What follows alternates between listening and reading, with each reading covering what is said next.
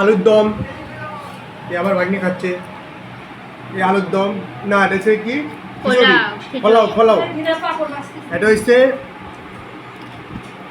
সুজি, এটা হচ্ছে ফল প্রসাদ, এটা হচ্ছে তালের বড়া। আর এখানে তো আমি ভগবানের নাম হরে কৃষ্ণ।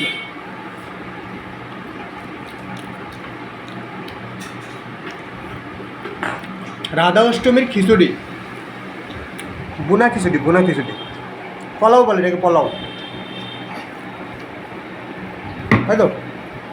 কি বুনা খিচুড়ি, বুনা খিচুড়ি। আর এর সাথে একটা গন্ধরাজ লেবু হয়ে যাবে। ওহো, এখানে 5 তরকারি নিরামিষ সবজি, ভগবান পছন্দ যেটা করে, রাধা কৃষ্ণের পছন্দ।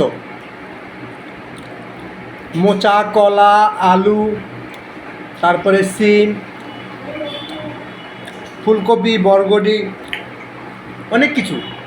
আমার দিদির হাতে রান্নাটা খুব সুন্দর, তাই প্রতি বছর রাধা অষ্টমী, কৃষ্ণের জন্মাষ্টমীতে আমাদের খাওয়া সবসময় হয়।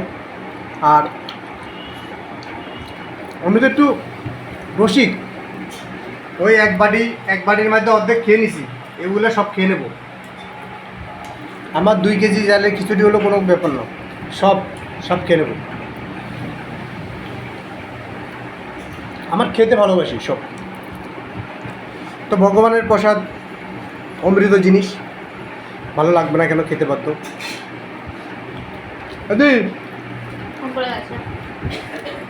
তাকে একটু ঝোল দাও তো। আলু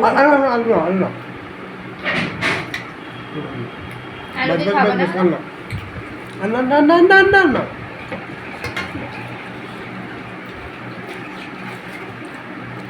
দিদি, আমার দিদি, আমার বদ্দি কৃষ্ণের জন্মাষ্টমীর প্রসাদ বানাইছে। ও সরি, রাধা অষ্টমী। তারপর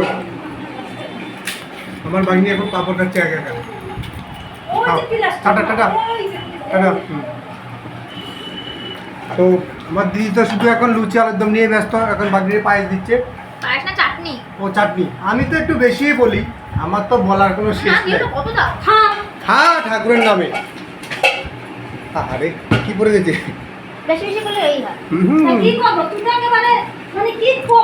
থাক, কারণ ভিডিও হচ্ছে। পড়ে গেলে তোমার দোষ, তুমি বুঝো না? আমাদের দিদি, আমরা কোনো অন্যায় করলে আমাদের দোষ।